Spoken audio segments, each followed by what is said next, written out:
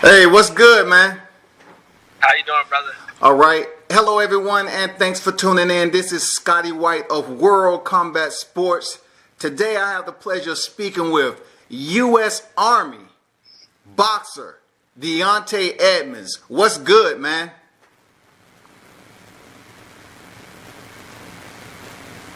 Can you hear me? You going in and out. I said, what's good with you, man? I said nothing much. How you doing? I'm good. Hey, let's start this off. Hey, I saw in your picture, I believe your mother is a cancer survivor. Am I correct? Yes, breast cancer. Breast cancer. So I had to do my part. I wore the pink, and salute to all the breast cancer survivors out there. So I was just doing my part there, Diyonte. Thank you. Hey, let's talk about early on. I see you played different sports growing up. I think it was basketball and football. That's a unique part about the sweet science. It doesn't matter what part of life you came from. You might have been in another sport such as basketball and football and then decided to take up boxing. What influenced you to take up the sport?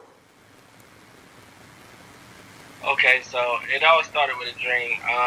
I loved basketball and football, and in high school, I also played lacrosse, soccer, just an all-around athlete.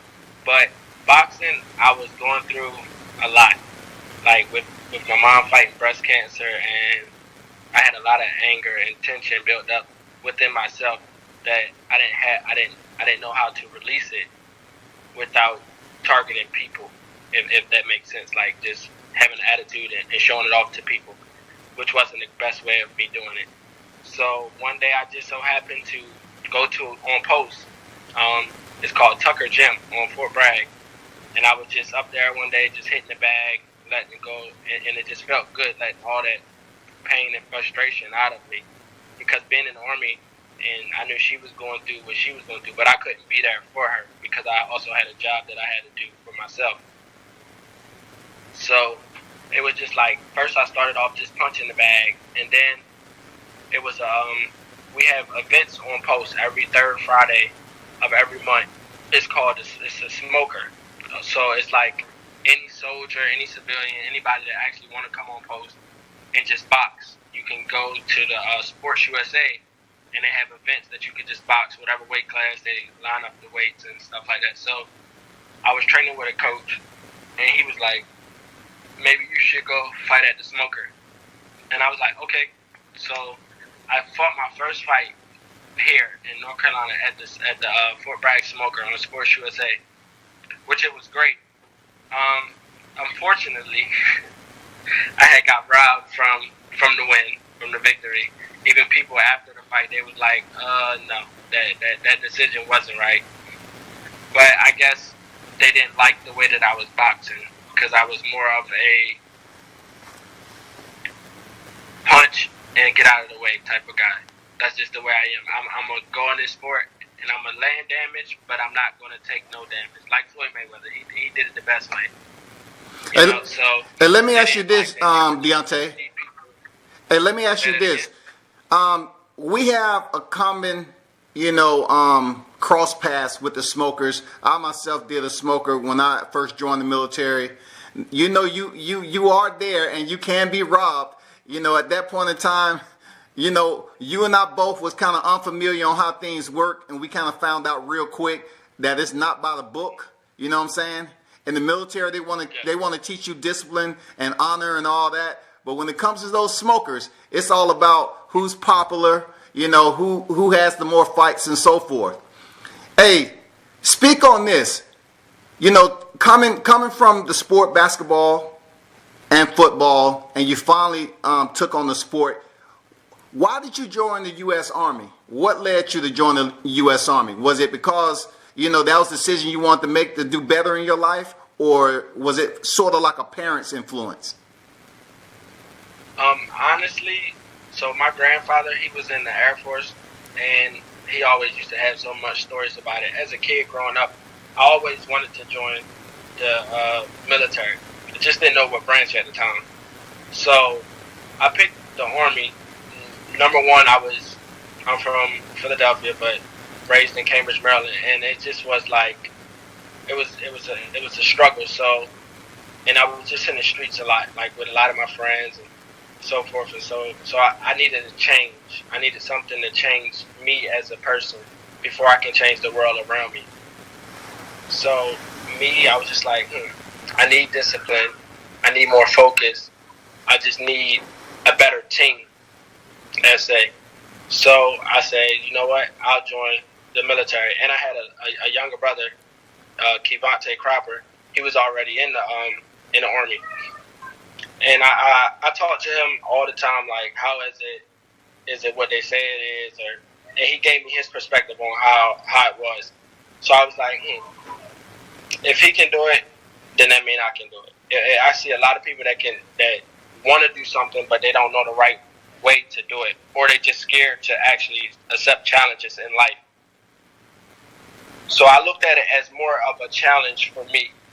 Let's see if I can change my attitude and develop a leadership bond, or just be a better person to try to get rid of the old bad habits that I had. So that's one reason. That's the reason why I joined the military. Also for stability and to be able to take care of a family whenever I do have a family. Of my own. Hey, I totally understand those words, man, that you just bantered right there. You know, you talk about leadership, and I can definitely relate to you, man, going in at a young age, you know, still immature, had a serious attitude. And, you know, once you step on deck to the military, it does changes you. You know what I'm saying? How has the support been, not only as just a soldier, you know, the U.S. Army, but how has the support been for your boxing career thus far? Honestly, the support boxing on as a civilian is kind of hard. If you're boxing and you're a civilian, everyone knows it's kind of hard. You have to get a team, and you have to have more people in your corner than insurance and all that stuff, just in case you might get hurt or anything. But being in the military, they provide all that for you. So insurance, I got it. I got TRICARE, so that's good. And then as a team, we already is a team because we all wearing a camo and fighting for this country. Absolutely. But it's just more of. Honestly, I wouldn't do it no other way. I'm glad that I joined the military and became a boxer instead of being in the civilian world and becoming a boxer. Hey, let your boxing fans know there, Diyonte, what weight class are you boxing at right now, man? Okay, right now I'm fighting at 152, so welterweight. But I'm thinking about moving down to 141 pounds. Just not sure, just off of all my coaching, and other people say I should move down to 141. Not that 152 is tough for me, but it's just the fact that they know that I'll be hard to beat. Like, it will be hard for you to even be able to stay in front of me because of my reach, my height, and it just benefit me more. What would be some of your advantages in moving down in weight, man? Do you think you're going to have more speed, more power, obviously, at a lighter weight? Or do you see a significance as far as the competition that you're being with? Okay, so if I move down to 141, I already have the speed and power. So with that going down to a lighter weight, I would be almost like your bigger fighter. If people know actually boxing, almost like, okay, Swift Jarrett Hurd, you know, he fights at 154, but he's a big 154. Yeah. Like, he's not a normal 154 pounder. And the Charlo brother and stuff like that, they're not natural 154. They are naturally 178, maybe even 180, but they drop down to 54 because that's where they feel comfortable with the punches and just being more aggressive at that weight. So.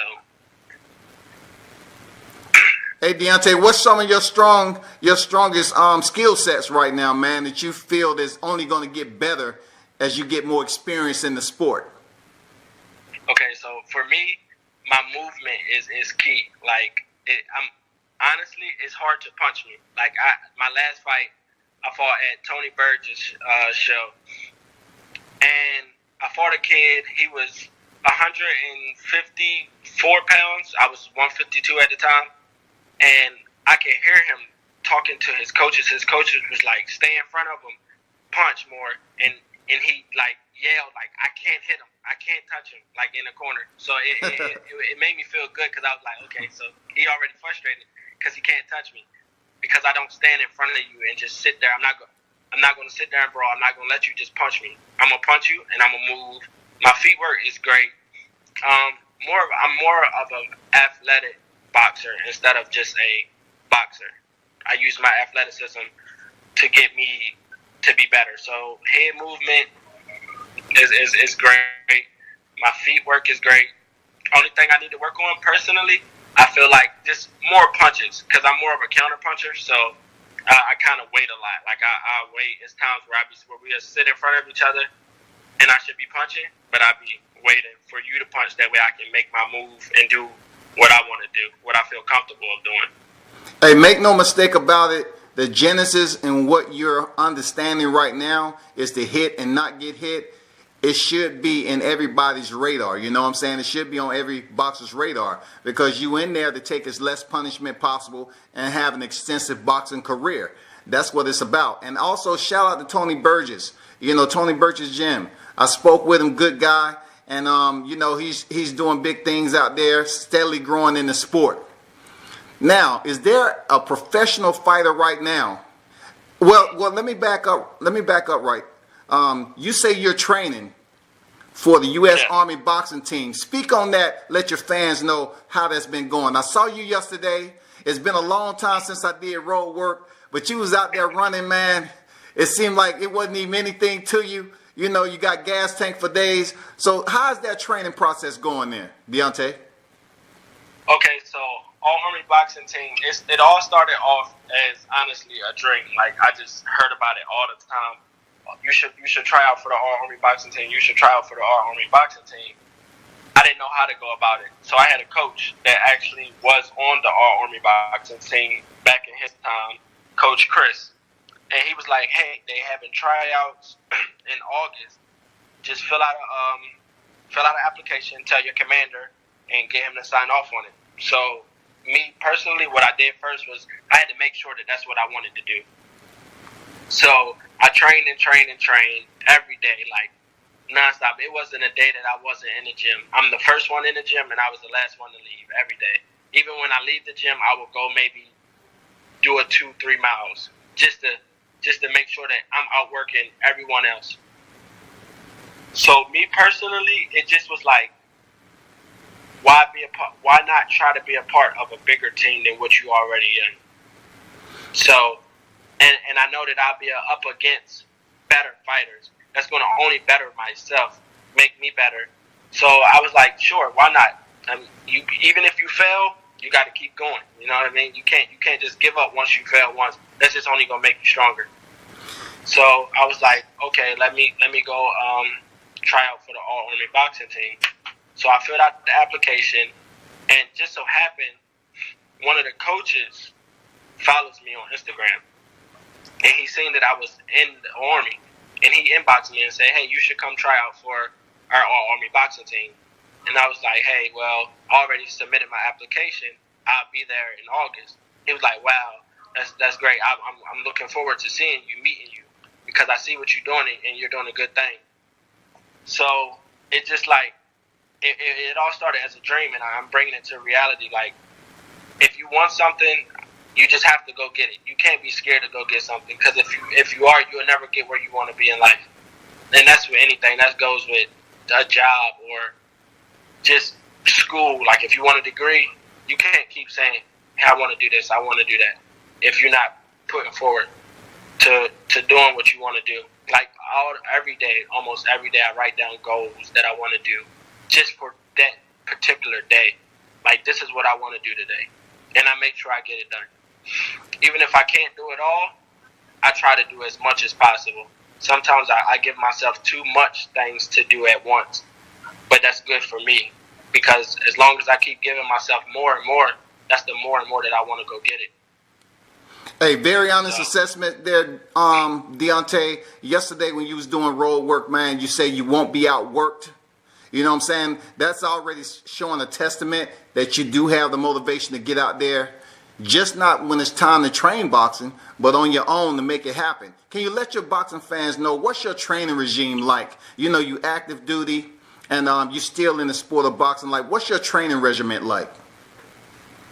Okay, so my training regimen, like, honestly, okay, so usually in the morning, we wake up, we do PT, maybe like 5:30, 6 o'clock, maybe run probably like between run days are Monday, Wednesday, and Friday. And usually we run anywhere between 3 to 7 miles on those particular days. So on Monday, if I run 3 or 4 miles in the morning, what I do is on lunch, I meet with one of my coaches and we go to the gym and we train mid work, bag work, just different things. So with that being said, then after my lunch break, I go back to work, and people be like, how do you manage to do that? I'm like, well, I have from 11:30 to 1 o'clock for lunch. I don't need an hour and a half to eat. I only need 10-15 minutes to eat at max. So I take my 10-15 minutes and I pack a lunch. That way that I don't have to worry about it. So I would just go to the gym, get my workout in, take a quick shower, and eat. That way I can get back to work on time. And then when I get done from work, which is around maybe like 5 o'clock, 1700, maybe a little later some days, I go straight to the gym. And we there from 5 to maybe 8, 9 at night. Sometimes maybe even 10 if the gym is open at late. So other than that, on a weekend, usually the gym not open on the weekend, but if I call Mr. Tony Burgess, I'll be like, hey, I need to get in the gym. I need some work.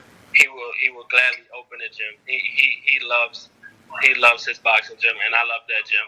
I wouldn't ask to train nowhere else. It's good atmosphere, and that's for anybody that's in the Fort Bragg area. Like, if you need a gym to go to, just go to Burgess Boxing. Him and the guys will take care of you. And also, if you're in the military, you can become a part of the Fort Bragg boxing team, which I am a part of now. So it's just like, hold on, because I have I don't know how to. Okay, you can flip this. So I'm a part of the Fort Bragg boxing team. All right. And we got shirts and we got events that we fight at also. So. Okay. That's what's up. So tell me this there, Diyonte. What's some of the the medals or the achievements that you accomplished, in your early part of your career? I kind of was checking out your pictures, and I seen you had some medals around your neck where your mother was able to attend and see you in the victory. Tell me about that when you was able to win that particular medal. Okay, so my mom never seen me box or never even been around boxing at all. So it was different for her to find out that I box. And she was like, "You really like it." Like, I can tell that she told me this is the words that she told me out of her mouth.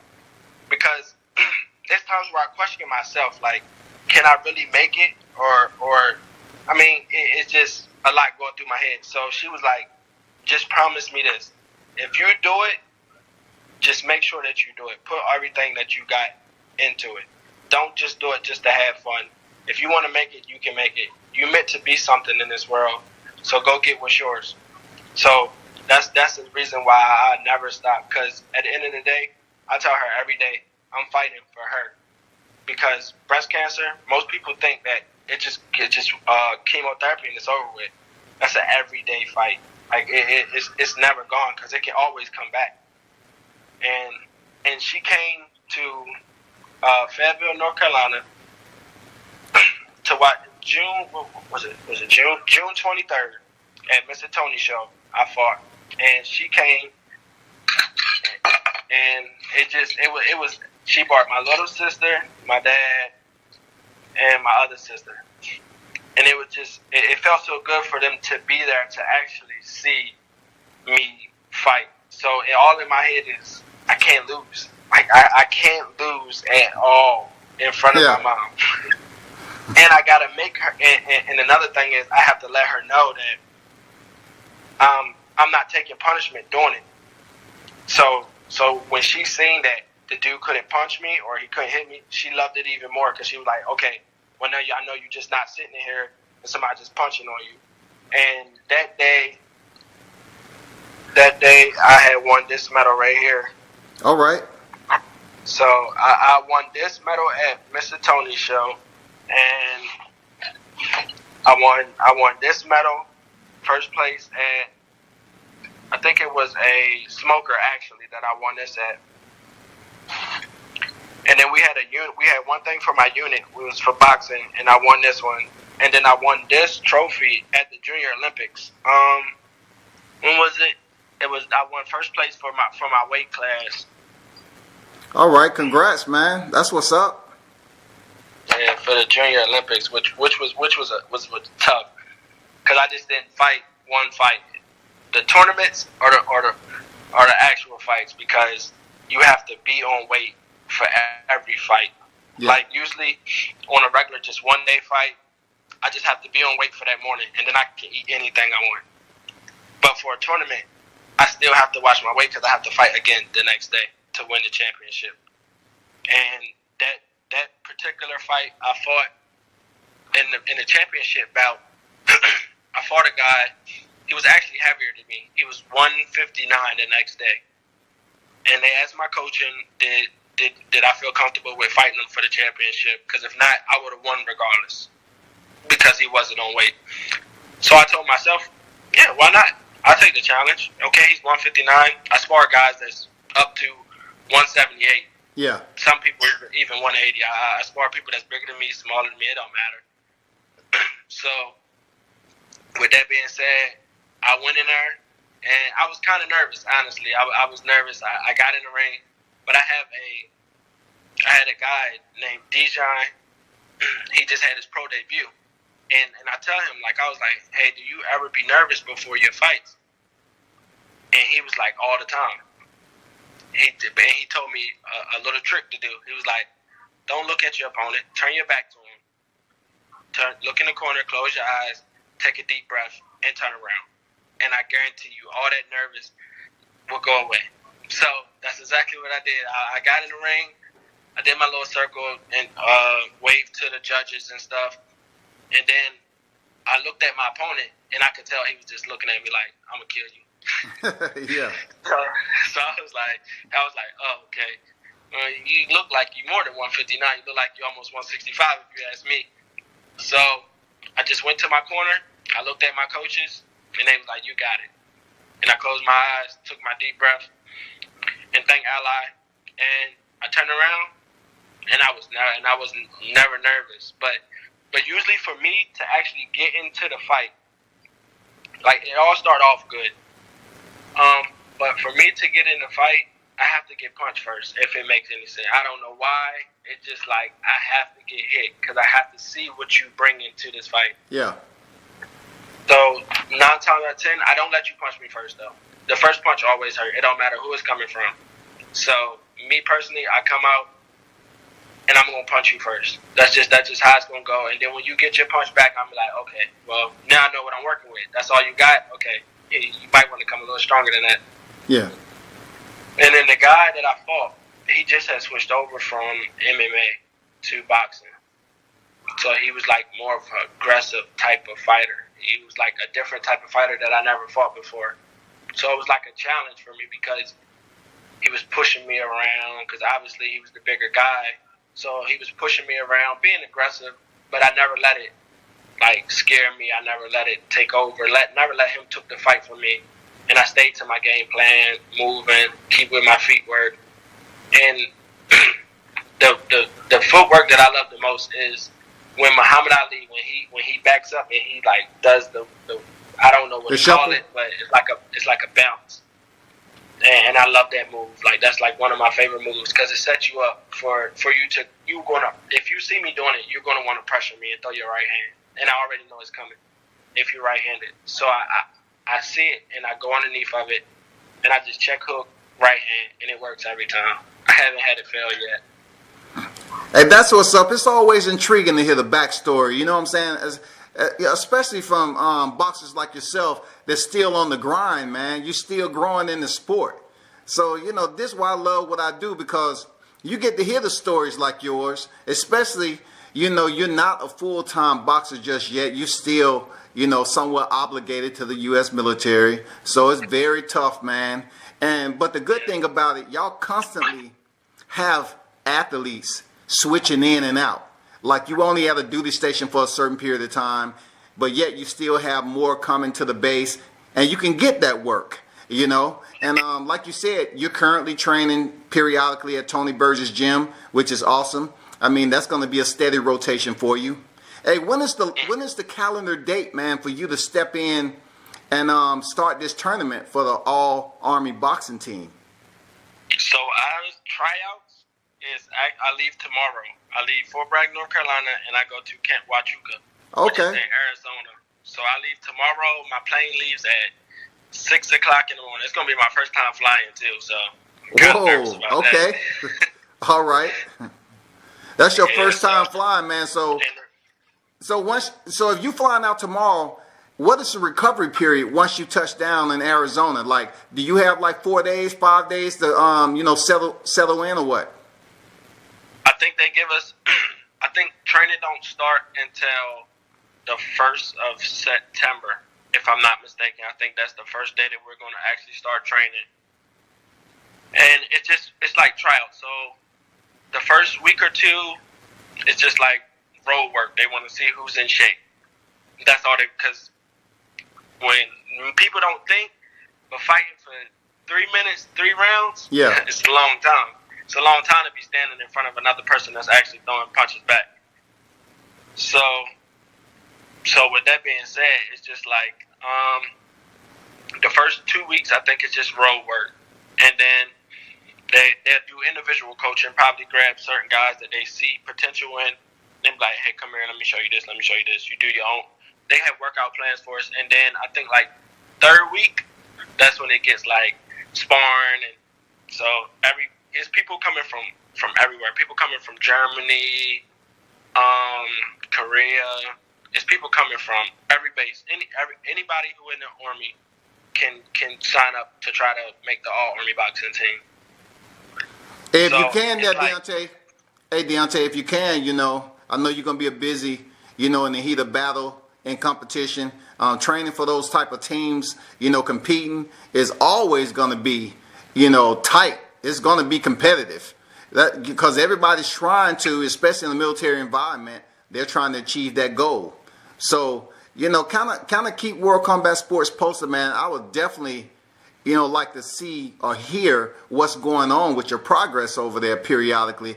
Just drop a line or two and let me know how you do it. So I'm a writer, so I can kind of post it, to this interview or what have you. Let the fans know what's going on with Diontaye Edmonds. Okay, and also when I get there, if you want to, we could go live again. And what I'll do is, because I have a couple buddies that's coming with me from Fort Bragg that I sparred against, I train with, and I'll make all of us get in the live and we'll just talk. We could just talk and let everybody know how it is. Just not from my perspective, from everybody's perspective, so that everyone can know that if you want it, you can get it. You can go get it. Hey, is any of those friends in your weight class? It's one guy. One guy is 152, and we actually both train at Burgess Boxing Gym. So he might be a temporary friend. He might be a temporary friend because you know how the competition goes. Y'all good on the deployment out there, but once y'all find out y'all have to fight each other, it might be a different story, man. Yeah. So what we found out was they do have 2 slots for each weight class. So it'd be 2 slots for 152. So what I told him is, you're my friend no matter what. You know what I mean? Because we started to. Well, I just started boxing in January, and I learned a lot since January. When I first started off, I was so stiff, and Like I look at old videos of myself and be like, wow, this is it's crazy how far I came. But I also told him, I was like, we friends, but when I go there, it's strictly business. Like, I'm here to make a team. I don't want to be in a regular unit anymore. Like, I want my job to be boxing. That's all I have to do is box and train. So I told him, like, we can work together, but we be in the gym and he be sparring me and stuff like that, but he don't know. But I tuned it down just so he couldn't get used to or get accustomed to the fighting style that I am. So when we get there and we have to fight each other for that position, he already know what I'm gonna come with. So, and I love him to death. That's like, it's going to be good though. It's going to be good competition. We give each other the best work every day in the gym. Like if I'm over there and I'm like gassing for air, he'll come over. He'd be tired just as well as I do. He'd be like, "Oh, you tired? Okay, well I know I can beat you. You tired?" And it make me go even harder. I'm like, "Oh, no, I'm not tired. You tired?" And then we'll just keep going back and forth, back and forth. But it's good. It's good for me to have someone that's actually going to be there that cares about me also, and I care about him. So we'll push each other to the next level. And I have another guy that's in 141. So when you get there, the coaches will be like, "Okay, I see your body frame. I see what type of, how tall you is." And I've been told a lot that they're probably going to tell me to move down to 141 because that's probably where they want to keep me at. So, I mean, if the coaches want me to move down to 141, I'm going to go down to 141, and then he'll just have that 152 slot easier than what it would be if I was still at 152 because you're not taking nothing that's already mine. Hey, Diyonte, it ain't personal, man. It's business. It's business. And you know what? You don't have to give somebody anything, man. You're in a competitive hurt business. You know what I'm saying? It's about your livelihood in there. So I understand where you're coming from. I get it. You know what? You know, that's your soldier, your you know, somebody you working with, but hey, this is your livelihood, man. So you got to look at it in that perspective. You already have self-motivation. You're already getting out here, you know, proving a point that you don't have to be motivated by someone else to get it done. And that's a good thing about it. And just go out there to Arizona, which is dry. I've been out there before, man. It's just dry as I don't know what. It's very hot, but you'll acclimate just fine. So I want to ask you this.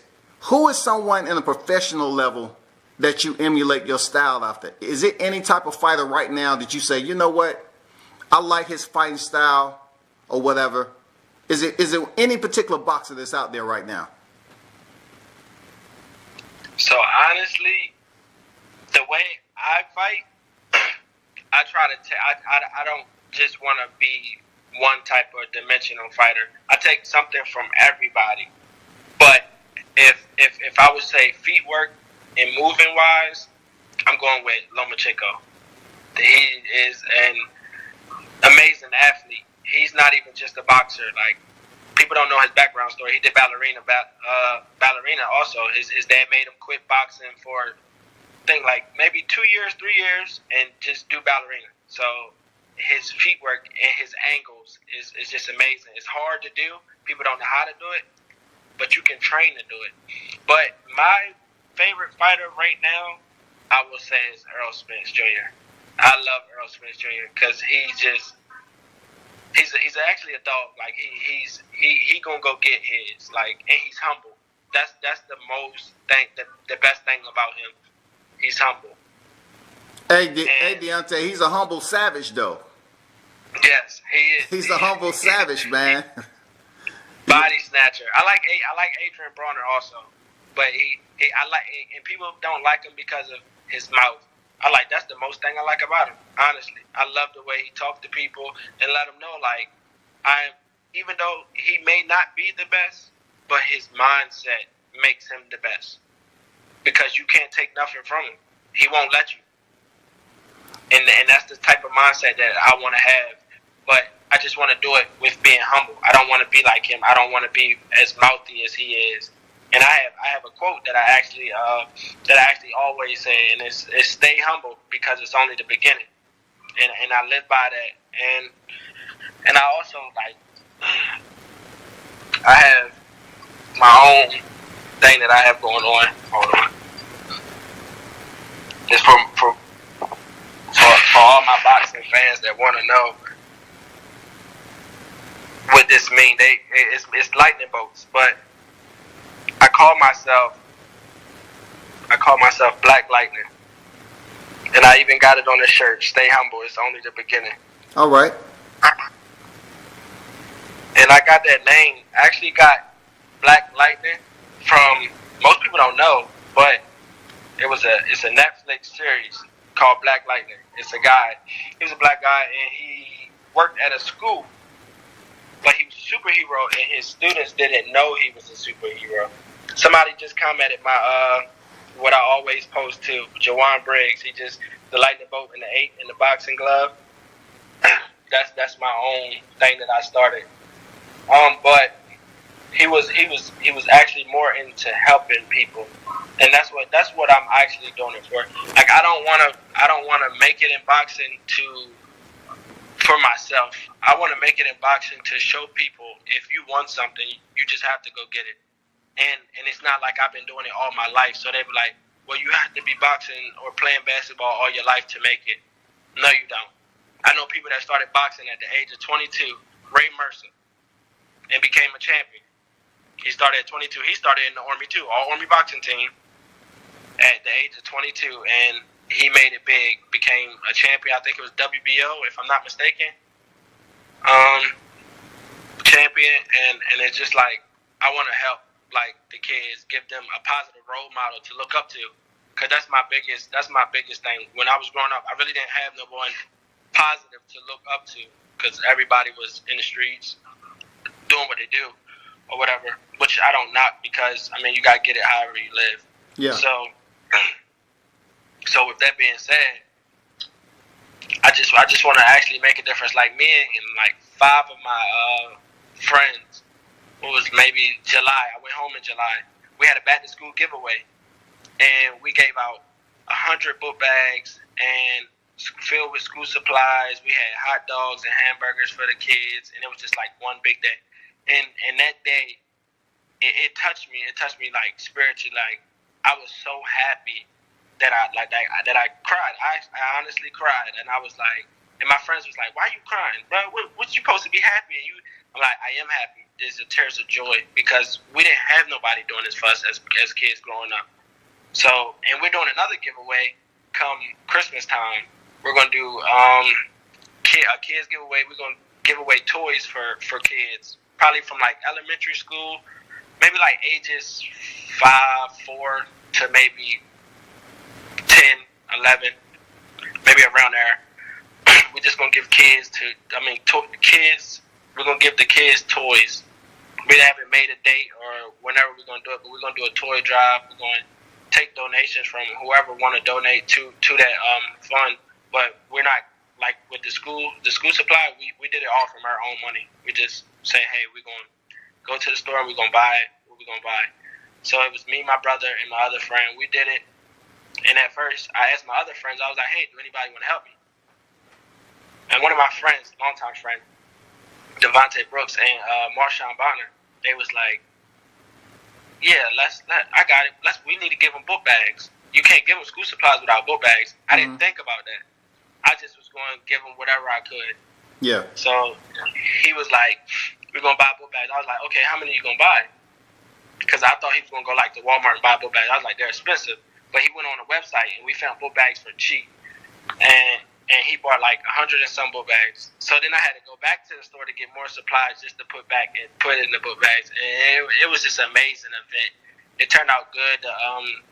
The Daily Banner was there. He took pictures, put us in the newspaper and stuff like that. So it was a good turnout. Hey, outstanding there, Diyonte. It's good to know how humble you are, man. You totally, absolutely understand that it's not how you start. It's definitely how you progress and what your objectives is in life. And giving back to the community is definitely commendable. You know, I wish you nothing but success, you know, on your rise in the sport of boxing. I know you're en route tomorrow. Want to wish you the best out there. Grind hard, man. You know, never quit or give up. it's going to be some things you experience in a competitive state like that in the hurt business out there. You know how it goes, man. You're not only competing in boxing, but you're competing on a military team. So you already know what it is. Just like you mentioned earlier, you saying you're trying to do this full time. You don't want to be at a regular duty station. I get it. But you know, the ones who ride over with you, it's all good. But if it comes down to you or them, it's going to be a whole different story. But hey, don't sweat it, man. Don't worry about that. It'll be all good. You got to do what you got to do. You know, you got to do it for your mom. You got to do it for your friends. Whoever motivate you have been there since day one. That's who you're doing it for, man. So I commend you. I want to wish you the best when you go out there and fly out tomorrow and get acclimated out there in Arizona, man. And like I said, if you want to go live another date, when you get situated out there with some other fighters that's on the grind like yourself, so be it, man. We'll chat it up and we'll make it happen. Okay, and yeah, matter of fact, and today I'm going to Tony Burgess. He having a show today, the best of the best in Spring Lake, North Carolina. I'm about to attend that, and it starts I think at like 5, maybe 6 o'clock. He got like 20 some bouts, so it's gonna be good just to watch. I was gonna compete in it, but I didn't want to like get hurt, and then I leave tomorrow, and then I have to go there hurt. Because nothing's stopping me from going. Nothing. Yeah, I agree, man. I mean, you hungry. You motivated, and you absolutely, it showed yesterday. You was out there doing road work like it was nothing. So your gas tank is never going to be in question. Your dedication is already there. When you plan on, do you have any goals on when you're trying to turn professional?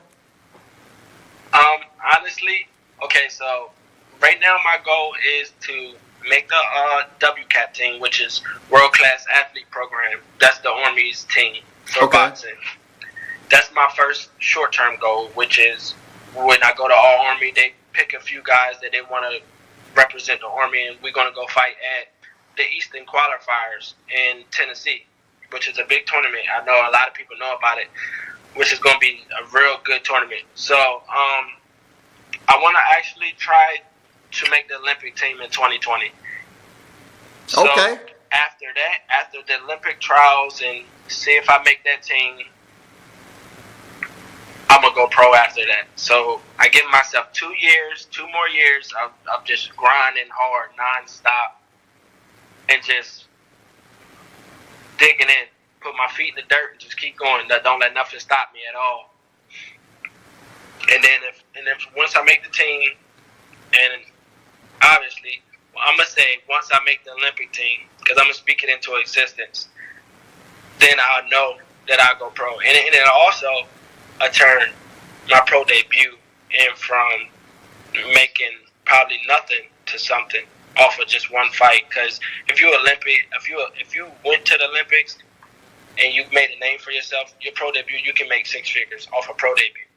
Like Earl Spence did it. He was in the Olympics. He didn't place gold, but he got bronze, I think. I think he did get bronze. And his pro debut was against probably not a tough fighter, but he still got paid for it.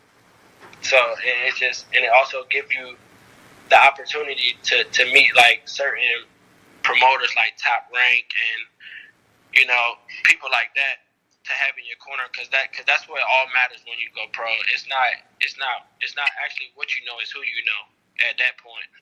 Well, hey, remember this, Diyonte. You mentioned Errol Spence and the Olympic team and everything. It's good to look to those individuals that's out here and considered superstars in the sport. At that particular time in 2012, that was one of the U.S. showings. It was one of our poor performance, in that particular Olympic showing in the men's boxing, But like I said before, it's not how you start. It's all about how you finish. And though Errol Spence didn't do well, him and his team at the time in those Olympics, look at what he's doing right now. You know what I'm saying? Look at how he picked up his first strap. He went across the pond and fought Kell Brook in a dog fight. You know what I'm saying? That was a nice fight. And Kell Brook corner, they stopped the fight.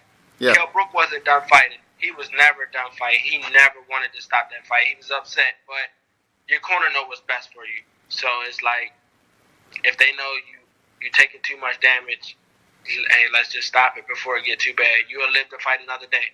And you have to factor in too, Diontaye, that you know, they it was good for them to stop the fight, man, because he had already been in a war with Triple G, and he was being battered by Errol Spence. So either you stop the fight and he lived to fight another day, or you sit up there and try to prove a point to keep that belt, which was slipping away because Errol Spence was only getting stronger. You know what I'm saying? As the rounds was going, and he was already winning in points. The only way he was going to beat him if he knocked him out. Yeah, and that's something that Team Kell Brook had to consider. You know, they advised him not to go up and face Triple G in the first place. He did, and it didn't work out. You know, he was battered then and stopped, and then he came back down to welterweight. And, you know, we all know how that played out. But Errol Spence has proven that it's not about all this. Look, I'm going to tell you straight up. It's not all about how pretty your amateur career is. What you're doing right now, you know, I look at self-motivation as everything there, Diontaye. Like, if you're self-motivated, you can train with no music on. You know what I'm saying? If your mental game is where it's supposed to be, you don't need your right song playing. You know what I'm saying? You don't need a lot of people in the gym. You're basically self-motivated. You can go in there and boost your own self to get ready for training just as much. And that's the good part about it. But, you know, stay in there, man. You know, I don't know if you looked at my interview yesterday. You know, it just proves the point about the sweet science of boxing. You know, Joshua Greer Jr., he started boxing at 15 years old, man. And it wasn't even consistent. He kind of had a hiatus, a 2-year hiatus around 19 and 20 years old. But look at him now. He stayed on the grind, hard work and dedication, and he just signed with Top Rank. So what I'm telling you is, your amateur career doesn't have to be pretty. That's not going to solidify or justify who you are as a boxer. Because you might be so much better when you do turn professional than what you are right now. You know what I'm saying? You might perform that much better when you get to the higher level. Yeah, which is correct. I already realized that because I know I've got a lot of people that amateur I know a couple of guys that only had maybe like 10 amateur fights and went professional, and they're doing good. They're doing real good. And you know, amateurs, it's still wear and tear on your body. You know, you can go out here and have 150, 200 amateur fights, but when it boils down to it, it's still wear and tear on your body. You know what I'm saying? So you want to preserve yourself until you start getting paid, or do you want an extensive amateur career? You know what I'm saying? That's something you have to think about. Yeah. I got a question for you. Who do you got? Danny Garcia or Sean Porter? I'm going for Danny Garcia, man. Why is that? The reason why I'm going for Danny Garcia, I know you're looking at Sean Porter as being the workhorse that he is, and he always come in shape, okay? You know, he got Kenny Porter as his manager and trainer. I get it, all right? But what I'm saying, the last time you seen Sean Porter box was versus Julio Diaz, okay? He actually boxed and he got lit up. And after that, he turned into the bruiser-type style Sean Porter. Now, I know what you might be thinking. You're saying that Sean Porter's going to go in there and rough Danny Garcia up, you know, prove a point early on, right? But I'm looking at it like this. I hope Danny Garcia wins because I think he would be more willing to face a unification bout with Errol Spence. If you understand what I'm saying, because somehow, some way, Sean Porter is talking some type of mumbo jumbo saying that if he beats Danny Garcia, he might retire. That's BS. Why would you do that? He said that? Yeah, that's the rumor mill that's going around that if he beats Danny Garcia, he might just retire from the sport or whatever. But I think Danny Garcia, if he wins, he might be more open for a unification bout with Errol Spence Jr. That's why I want Danny Garcia, because I want to see that welterweight division heat up. What about yourself, man? Me personally, I'm gonna go with Sean Porter. I actually met Sean Porter at Fort Bragg. He came here. We took pictures together. He actually trained me a little bit for probably about 2 hours. He was teaching me some things. So hey, hold on for a second. What did Sean Porter teach the what did he show you, man? Because we're talking about a headbutter. We're talking about a head to chest type of fighter. I mean, what did Sean Porter teach you about boxing, man? Honestly, really and truly, about boxing, it was like not too much, but he was showing me like that you need to be that dog in that ring. It's more on heart thing. He wanted to see if I had the heart, if I had it, if I really wanted it, and as me being a long fighter compared to a lot of guys in my weight class that be shorter than me and smaller than me, I didn't know how to attack the body without being so close. And he taught me how to use my length, like to jab to the body and move my head. But actually, when I move my head, put this hand up. That way I can catch that shot that just in case might come over the top.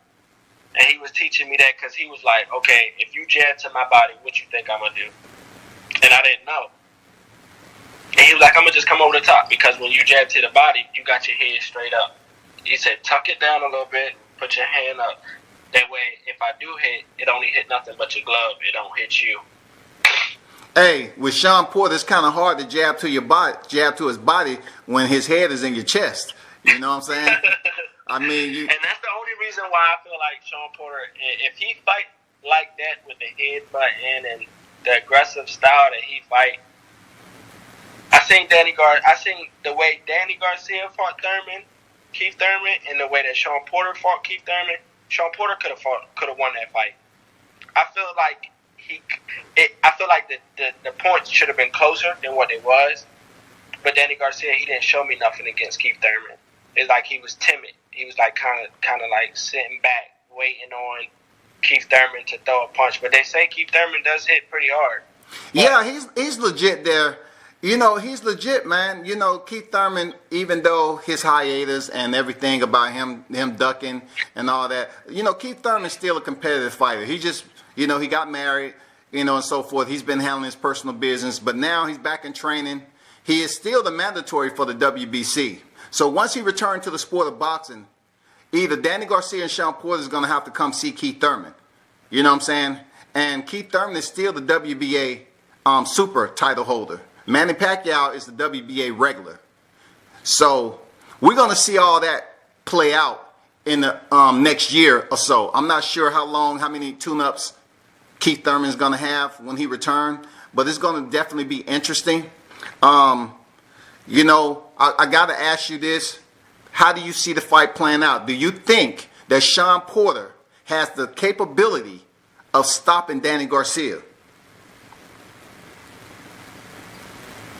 I don't think he's going to stop him. I think if he wins, it's going to be by points. Okay. It's going to be probably a split decision, and he probably win by 1 or 2 points. Just because Danny Garcia can take a punch. I haven't seen him. I don't even think I've seen Danny Garcia hurt by a punch yet. Maybe if he did, he just don't show it. Yeah. True. I really just haven't seen Danny Garcia be hurt. Like he has a chin, so if you're gonna knock him out, you got to come with it.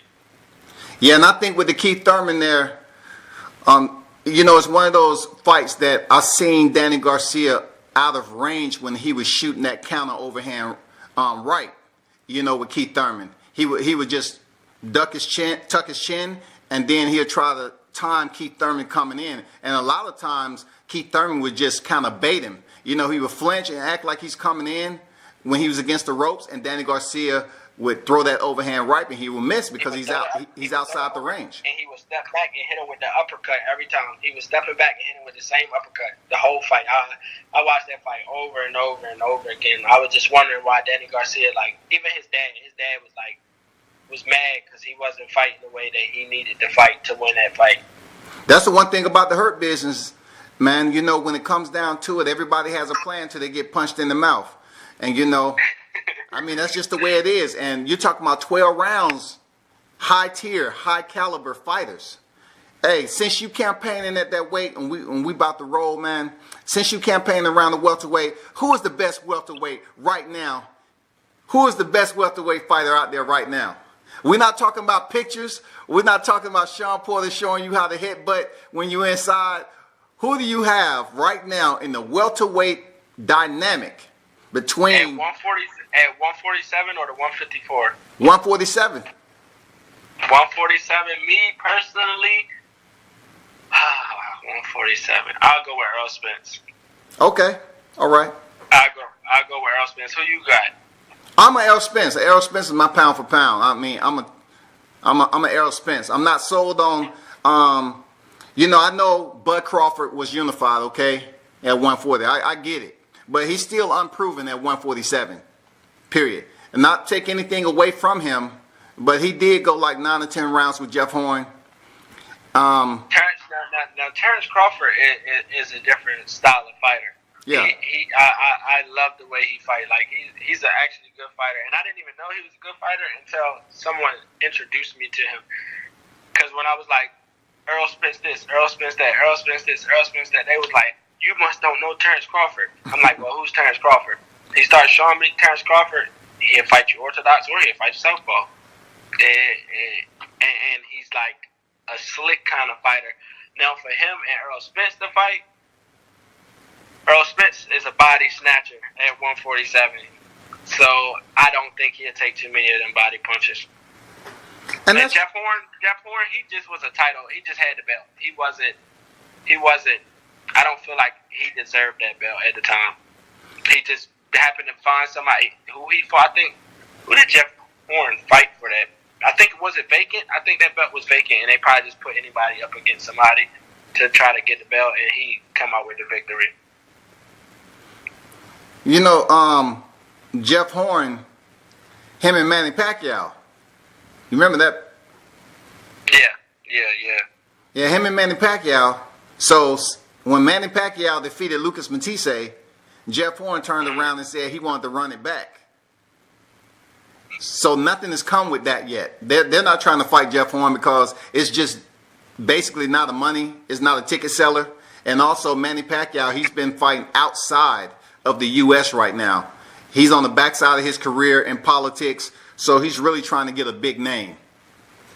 Yeah, I feel like he's on his way out. He's just going to take whatever fight he can get for the money that he's going to get.